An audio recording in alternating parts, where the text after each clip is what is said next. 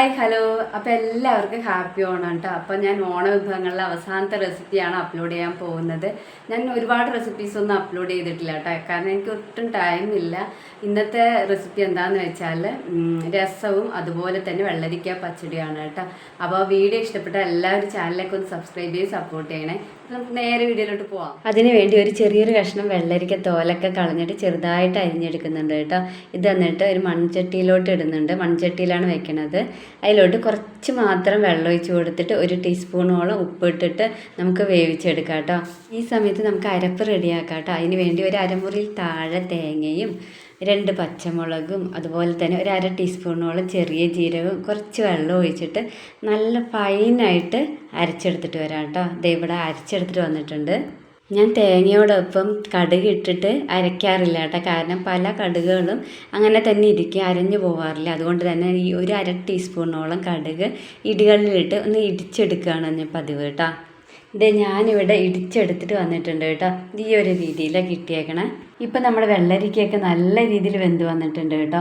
ഈ സമയത്ത് നമുക്ക് അരപ്പിട്ട് കൊടുക്കാം. കൂടെ തന്നെ അരപ്പ് കഴുകിയ വെള്ളവും കൂടി ഒഴിച്ച് കൊടുക്കുന്നുണ്ട് കേട്ടോ. പിന്നെ നമ്മൾ പൊടിച്ച് വെച്ചില്ലേ, ആ ഒരു കടുകും കൂടി ഈ സമയത്ത് ഇട്ട് കൊടുക്കുന്നുണ്ട്. എന്നിട്ട് എല്ലാം കൂടി നല്ല രീതിയിൽ ഒന്ന് മിക്സ് ചെയ്തിട്ട് ഒരു 5 മിനിറ്റ് മീഡിയം ഫ്ലെയിമിലിട്ട് വേവിച്ചെടുക്കുന്നുണ്ട് കേട്ടോ. ദേ ഇപ്പോൾ ഒരു 5 മിനിറ്റൊക്കെ കഴിഞ്ഞിട്ടുണ്ട്. ഈ സമയത്ത് ദേ ഇതുപോലെ കിട്ടിയേക്കണം കേട്ടോ. ഈ സമയത്ത് നമ്മൾ ഉപ്പൊക്കെ നോക്കുക കറക്റ്റാണോ അല്ലയോ എന്നൊക്കെ. എന്നിട്ട് കുറച്ച് ചൂടാറിയ ശേഷം നമ്മൾ കുറച്ച് തൈരിൻ്റെ കട്ടയൊക്കെ ഞാൻ ഉടച്ച് കൊടുത്തിട്ടുണ്ടായിരുന്നു കേട്ടോ, സ്പൂൺ കൊണ്ട് തന്നെ. എന്നിട്ട് അതും കൂടി ഒഴിച്ചിട്ട് നല്ല രീതിയിലൊന്ന് മിക്സ് ചെയ്തെടുക്കുന്നുണ്ട്. ഇത് ഞാൻ ഈ സമയത്ത് ഫ്ലെയിം ഓഫ് ചെയ്തിട്ടേക്കുവാണ് കേട്ടോ. ദേ ഇപ്പോൾ ഈ ഒരു കൺസിസ്റ്റൻസിയിലാണ് കിട്ടിയേക്കണം കേട്ടോ. തണുക്കുമ്പോൾ ഒന്നുകൂടെ കുറുകി വരുവേ. ഇതിലേക്ക് ഇനി നമുക്ക് കാച്ചി ഒഴിക്കാം കേട്ടോ. ഇനി നമുക്കൊരു പാൻ ചൂടാക്കാൻ വയ്ക്കാം. അതിലോട്ട് ഒരു ടീസ്പൂണോളം വെളിച്ചെണ്ണ ഒഴിച്ച് ചൂടാക്കിയിട്ട് കടുക് ഇട്ട് കൊടുക്കാം കേട്ടോ. കടുക് പൊട്ടിച്ച് കഴിഞ്ഞ് കറിവേപ്പില ഇട്ട് കൊടുക്കാം, വറ്റൽമുളക് ഇട്ട് കൊടുക്കാം. എന്നിട്ട് നമുക്ക് കറിയിലോട്ട് തന്നെ കാച്ചി ഒഴിക്കാം കേട്ടോ. അപ്പോൾ ഇത്രയേ ഉള്ളൂ കേട്ടോ നമ്മുടെ പച്ചടിയുടെ കാര്യം. പച്ചടി പെട്ടെന്ന് ഉണ്ടാക്കാൻ പറ്റും കേട്ടോ. അപ്പോൾ എല്ലാവരും ഒന്ന് ട്രൈ ചെയ്ത് നോക്കിക്കോളൂ കേട്ടോ. ഒരു 10 മിനിറ്റൊക്കെ കഴിഞ്ഞിട്ട് നല്ല രീതിയിൽ ഒന്ന് മിക്സ് ചെയ്തിട്ട് ഇളക്കി കൊടുക്കാം. ഇത് ചൂടൊക്കെ ആറുമ്പോൾ നല്ല തിക്കായിട്ട് കിട്ടും കേട്ടോ. അപ്പോൾ നമുക്കിനി നെക്സ്റ്റ് വീഡിയോയിലോട്ട് പോകാം, നെക്സ്റ്റ് റെസിപ്പിയിലോട്ട് പോവാം കേട്ടോ.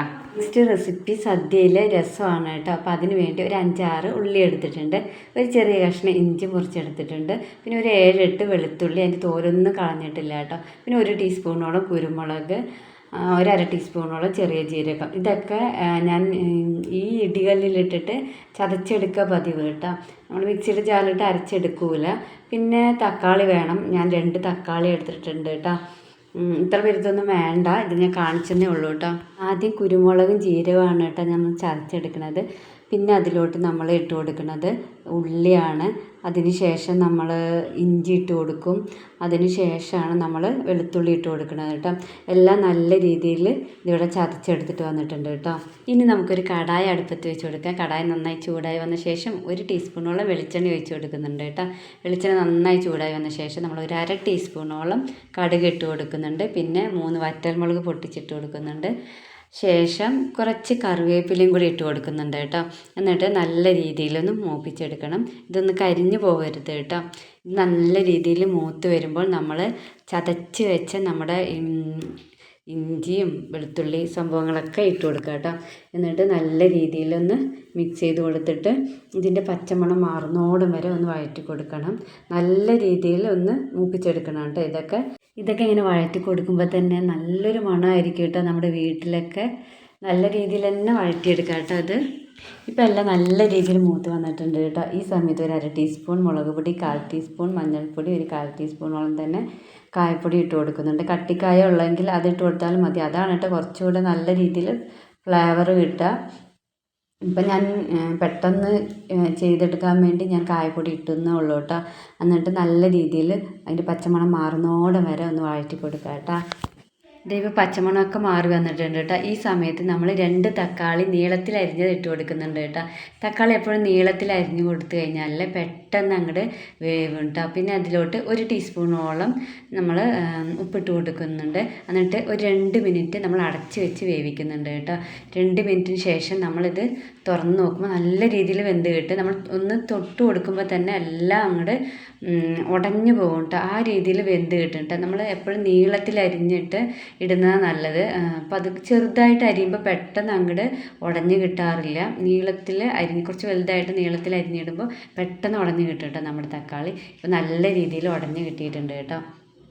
അപ്പോൾ ഉടഞ്ഞ് കിട്ടണമെന്നില്ല എന്നുണ്ടെങ്കിൽ ഈ രീതിയിൽ അരിയേണ്ട ആവശ്യമില്ല, ചെറുതായിട്ട് തന്നെ അരിഞ്ഞാൽ മതി കേട്ടോ.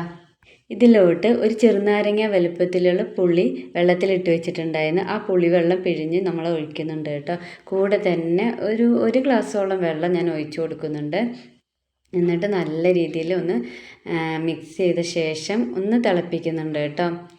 ഏകദേശം ഒരു രണ്ട് മിനിറ്റിൻ്റെ അടുത്ത് ഞാൻ ഈ രസം തിളപ്പിക്കുന്നുണ്ട് കേട്ടോ. ചിലരാണെങ്കിൽ തിളപ്പിക്കില്ല, പക്ഷെ ഞാനത് തിളപ്പിച്ചുകൊണ്ട് ഇങ്ങനെ ഇളക്കി കൊടുത്തുകൊണ്ടിരിക്കും. ഏകദേശം ഒരു 1.5 മിനിറ്റ് അത് തിളയ്ക്കാൻ വിടും കേട്ടോ. അതിന് ശേഷമാണ് ഞാനിത് ഓഫ് ചെയ്യാറ്. നിങ്ങൾക്ക് താല്പര്യമില്ലെങ്കിൽ തിളപ്പിക്കണ്ട കേട്ടോ. ഇതിലോട്ട് നമ്മൾ കുറച്ച് മല്ലിയില ഇട്ട് കൊടുക്കുന്നുണ്ട്. ആഫ്രിക്കൻ മല്ലിയിലയാണ് കേട്ടോ.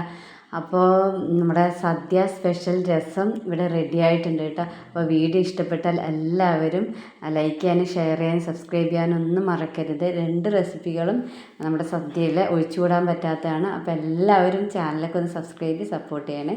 നെക്സ്റ്റ് വീഡിയോയിലൂടെ കാണാം. ബൈ.